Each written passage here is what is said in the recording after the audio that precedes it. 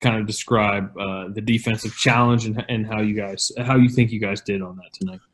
I think we did okay. He still finished with 32 points. Got to the free throw line 11 times.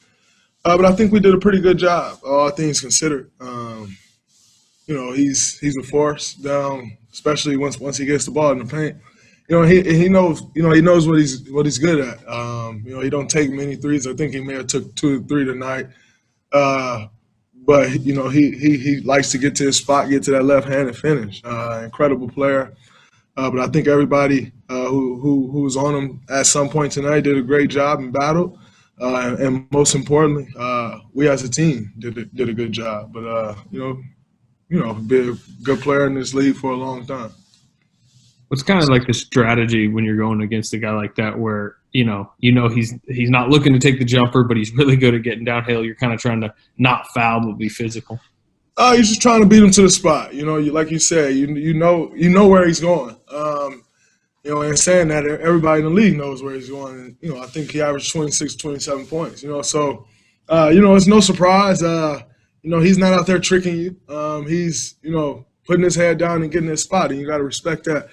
But for me personally, just trying to make him take tough shots over me. You see a lot of guys when they're defending him, he make his move and they just stop. You got to continue to pursue. You can't stop on the first move. And so just always, no matter what moves he makes, just trying to make him take a tough shot and finish over me. And if he finishes, you live with the results and go back the other way.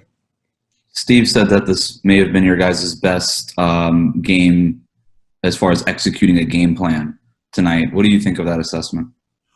I think we did a very good job of executing the game plan. I thought we had some couple turnovers that we could take away, and that's a huge part of the game is not turning the ball over and letting a young team get out in transition. They're very dangerous when they're doing that.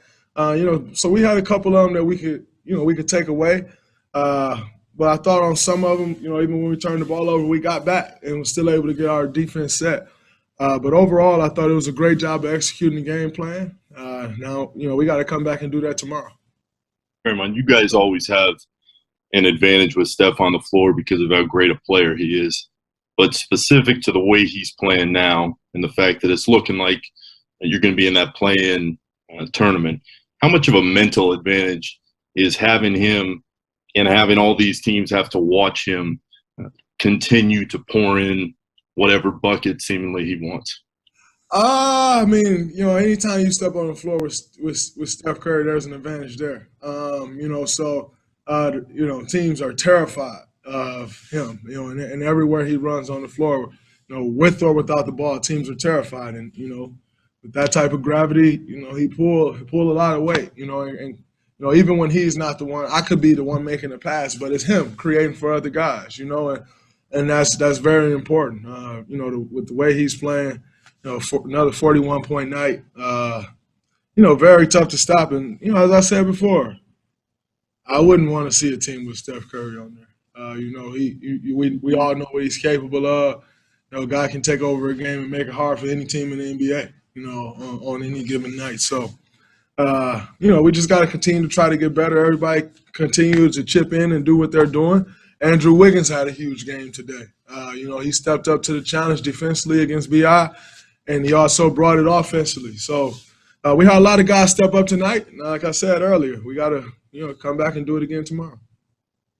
Draymond, specifically on Andrew, you and Steph take a seat at the end of 3 quarters. You guys are up 15, and he scores the first 10 points for your team in the 4th quarter. And you guys come back, get the same lead. How important was that stretch of games where Andrew really was getting buckets? It was very important. I actually said to him before we left the huddle, hey, man, take over the game right now, because I knew, if we're able to just hold on to the lead right there, the game's kind of over, for that stretch. And, he went out there, attacked, got every shot that he wanted, didn't settle. And it was great to watch. And, everybody else fell in line, did their part, and we were able to hold that lead for that time. Draymond, James Hill with BNC Sports. You guys put 39 points up on the board in the first quarter. You provide a triple-double. Just talk about the foundation and how that set the tone for the game. I think the way we came out definitely set the tone. We came out, got stops defensively, and we pushed the ball in transition. And that's who we want to be. You want to get stops. you don't want to play against a set defense every time. And you don't get stops. You're facing a set defense every time, and I don't give a damn who you have on the floor. That's tough. When you're playing against a set defense every single play. That's a well-coached team. They're disciplined. So that was key. To start that first quarter like that, I think we were up 39-19 or 31-20, 39-21 or something like that at the end of the first quarter. That was a big way for us to start that game, and we kind of kept it going for the most part. Obviously, they made a couple runs. That's just the game of basketball. But for the most part, we kept it going for the whole 48. Hey, Trey, good to see you. Steph, I was wondering, of all the amazing things he's done this year, do you have a favorite performance of his or MVP kind of moments out of all of them? Man. Shit, that's a lot of moments. I mean,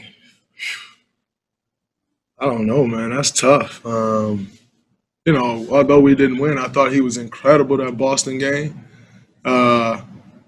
And I think for me, my favorite would probably be the Philly game, simply because he had just said publicly, like, the guy I struggle with most guard me is Seth.